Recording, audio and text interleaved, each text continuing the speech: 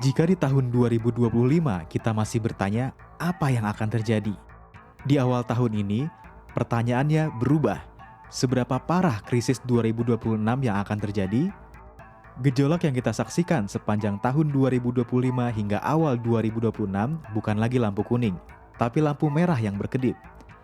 Dari ruang sidang Dewan Keamanan PBB sampai ke portofolio investasi kita, semua terasa seperti menunggu letusan.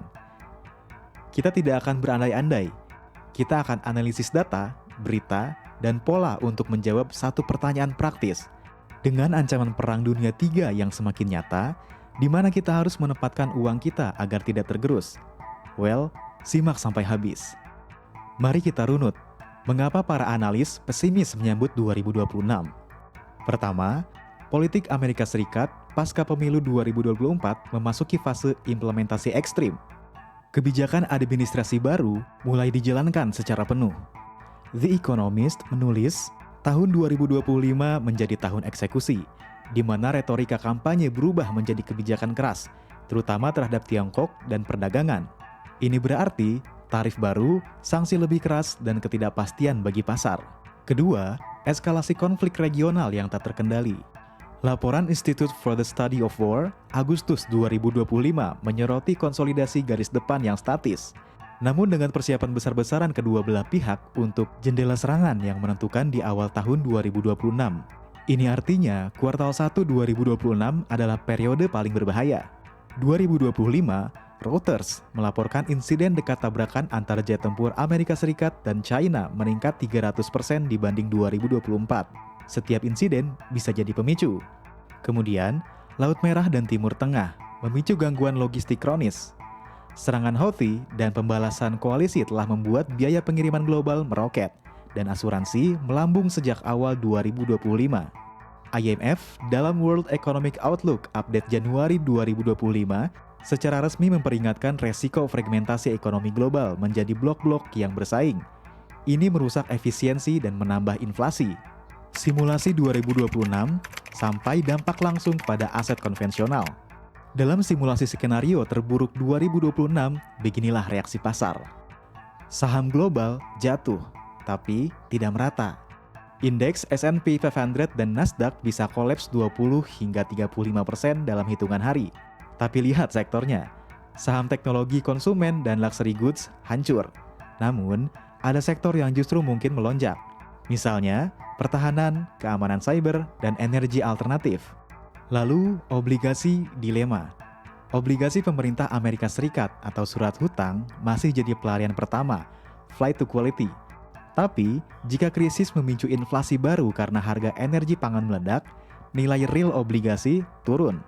Bank of America dalam riset kuartal 4 2025 menyebutkan, dilema investor obligasi, keamanan dengan imbal hasil real negatif. Kemudian, perang dolar versus yuan versus emas. Dolar Amerika Serikat menguat sementara, tapi yuan dikontrol ketat oleh China.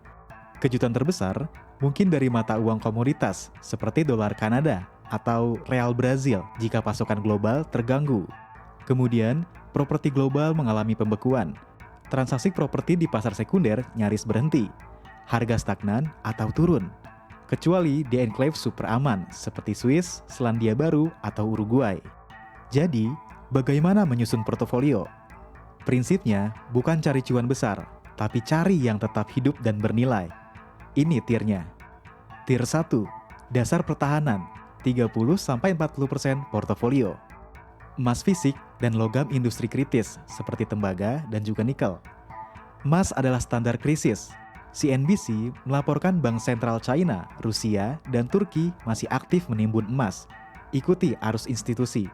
Logam industri untuk transisi energi juga krusial. Cash dalam mata uang yang berbeda, seperti diantaranya US dollar, French Swiss, dan Singapore dollar. Ingat, likuiditas adalah raja. Simpan dalam beberapa mata uang kuat negara netral. Tier 2, aset yang dibutuhkan dunia, nggak peduli perang atau tidak. 40 hingga 50% portofolio. ETF sektor pertahanan dan keamanan cyber, contohnya ITA atau hack. Perang sama dengan anggaran pertahanan membengkak. Saham Lockheed Martin, Northrop Grumman, dan CrowdStrike adalah contoh. Lalu komoditas fisik melalui reksadana atau badan usaha, energi seperti minyak, gas, uranium, dan pangan seperti gandum, beras, dan pupuk. Perusahaan komoditas dengan aset di lokasi aman akan jadi pemenang. Lalu, infrastruktur digital dan fisik kritis, seperti data center, tower telekomunikasi, perusahaan logistik yang punya jaringan kuat. Sebagai tambahan, kamu bisa juga lirik BUMN strategis dalam negeri. Di Indonesia, perusahaan seperti PT Pertamina, PT PLN, PT Bulog, dan PT Telkom memiliki peran strategis negara. Dalam krisis global, mereka sering menjadi buffer dan bisa mendapat dukungan penuh pemerintah. Nilai ini harus diperhitungkan. Tier 3, aset spekulatif, tapi berdasarkan logika. Cukup 10 hingga 20% dari portofolio. Misalnya, cryptocurrency, Bitcoin, dan Ethereum diantaranya. Sebagai insurance terhadap sistem finansial tradisional yang terganggu atau pembekuan aset. Tapi, volatilitasnya sangat tinggi. Hanya untuk yang risk appetite-nya besar. Kemudian, yang paling mendasar adalah investasi di kemampuan pribadi dan komunikasi. Ini investasi non-finansial terpenting. Keterampilan survival, kesehatan, dan jaringan lokal adalah aset yang tak ternilai. So, yang kamu butuhkan sekarang adalah action plan. Langkah konkret dari sekarang. Ini yang harus kamu lakukan secara berurutan. Setidaknya, ini adalah sebuah opini, saran, dan juga referensi untuk kalian. Pertama, review and rebalance. Lihat portofolio kamu, kurangi saham spekulatif, tingkatkan porsi safe haven dan sektor strategis. Kedua, diversifikasi geografis. Pastikan kamu memiliki exposure ke aset-aset di wilayah yang relatif stabil atau netral. Ketiga, tingkatkan likuiditas.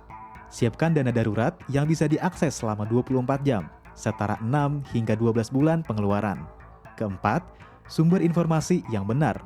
Ikuti Reuters, Associated Press, dan think tank seperti Council on Foreign Relations atau RAND Corporation.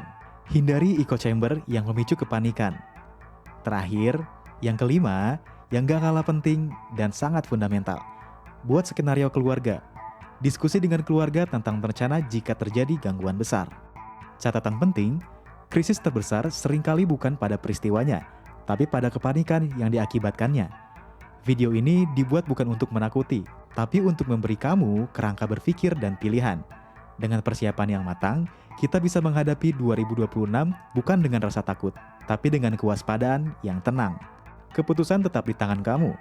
Yang mana dari strategi tadi yang paling masuk akal untuk situasi kamu? Ingat, dalam sejarah, di balik setiap periode chaos besar, selalu lahir peluang dan kekayaan baru bagi yang paling siap. So, jadilah yang siap. Terima kasih, sampai ketemu di video selanjutnya.